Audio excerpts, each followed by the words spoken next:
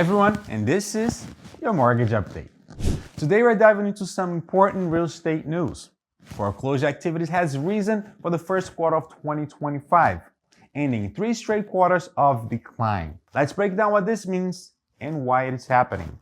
According to a report released by the property data firm Adam, from January through March, 93,950 properties had foreclosure filings.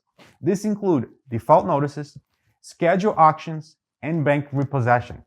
That's an 11% increase from the previous quarter, but still lower than the same time last year. So, what does that tell us? Well, the increase of foreclosure activities could be a sign of economic shift or change in the housing market. It's important to note that while there is an 11% rise from the previous quarter, we are still seeing a 2% decrease compared to last year. This means an 11% increase from February and a 9% rise compared to a year earlier. These numbers highlight a significant uptick in the foreclosure activity as we move further into 2025.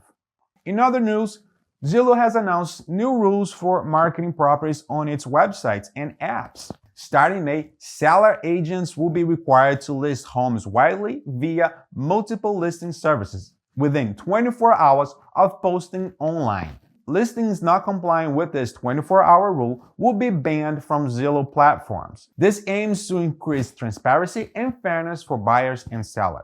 But it has escalated tensions with Compass, which has promoted private listing services as a growth strategy. Meanwhile, inflation has eased to a 2.4% in March, falling more than expected. This comes as the Federal Reserve grapples with how to respond to President Donald Trump's abrupt U-turn on tariffs.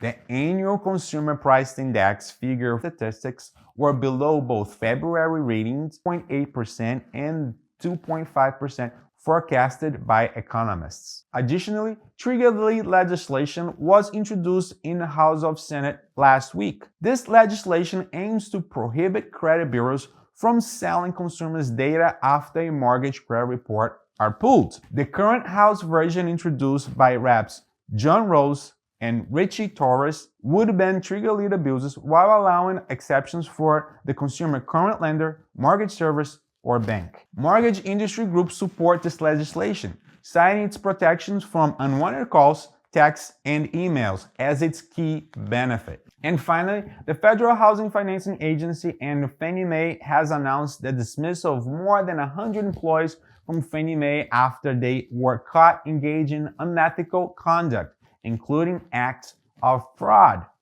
Thank you everyone so much for your support and really appreciate all the feedback that you guys have been giving us. Once again, my name is Douglas de Almeida. I'm President and CEO of Blue Valley Mortgage, guiding you to a better place.